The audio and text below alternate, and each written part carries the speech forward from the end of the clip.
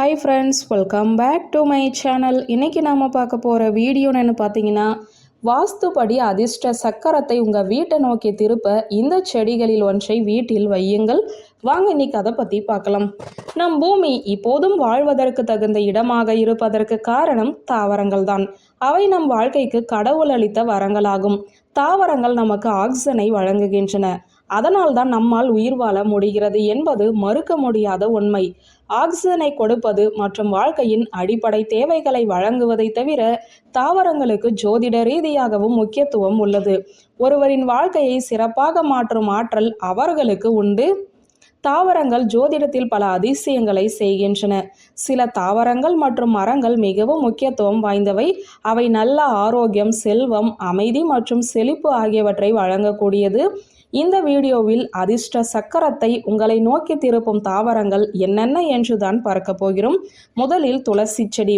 துளசி செடி சிறிய பிரச்சனைகள் அல்லது சண்டைகள் உள்ள குடும்பங்களுக்கு நன்மை பயக்கும். மேலும் பல்வேறு நோய்களை குணப்படுத்தும் அதிசய பொருளாகவும் இது விளங்குகிறது.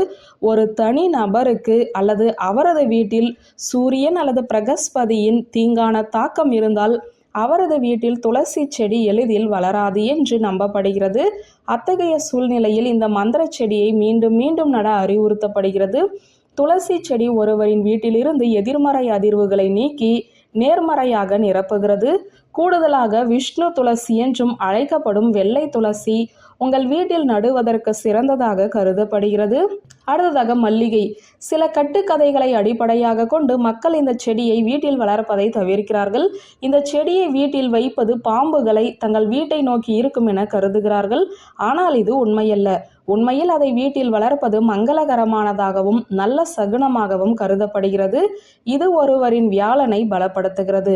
வலுவான வியாழன் ஒருவரின் வீட்டிற்கு அமைதி, செழிப்பு மற்றும் செல்வத்தை கொண்டு வருகிறார். அடுத்ததாக மணி பிளான்ட். மணி பிளான்ட் ஒருவரின் வீட்டிற்கு செல்வத்தை கொண்டு வரும் என பெரும்பாலும் நம்பப்படுகிறது.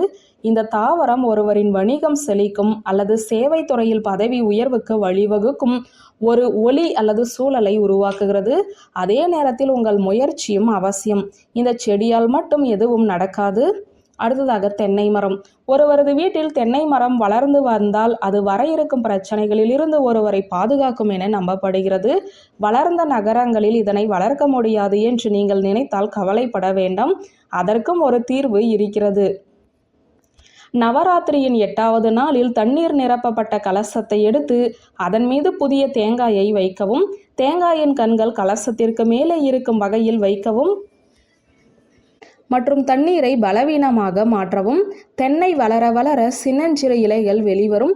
ஒரு புறம் தேங்காய் வளரும், மறுபுறம் உங்கள் தடைகள் குறையும். இது ஒருவரின் வீட்டில் மகிழ்ச்சியை தருவதாக கருதப்படுகிறது. அடுத்ததாக அரச மரம். இந்த மரத்தை வீட்டில் நடக்கூடாது என்று ஒரு கட்டுக்கதை உள்ளது. இருப்பினும் இந்த மரம் மிகவும் புனிதமான மரங்களில் ஒன்றாகும். எனவே கிருஷ்ணர் அவரை பகவத்கீதையில் உள்ள அரச மரத்துடன் ஒப்பிட்டார். அரச மரங்களின் வேர்கள் தீங்கு விளைவிப்பதாக கருதப்படுகின்றன. ஏனெனில் அவை பரவலாக பரவி ஒரு பெரிய பகுதியை உள்ளடக்கியது. எனவே ஒருவர் அதை ஒரு தொட்டியில் நடலாம் அல்லது அதன் வேர்கள் உங்கள் சுவர்களில் ஏறாமல் பார்த்து கொள்ள வேண்டும். வியூவர்ஸ், இந்த வீடியோ உங்களுக்கு பிடித்திருந்தால் லைக், கமெண்ட், ஷேர் பண்ணுங்க. நன்றி.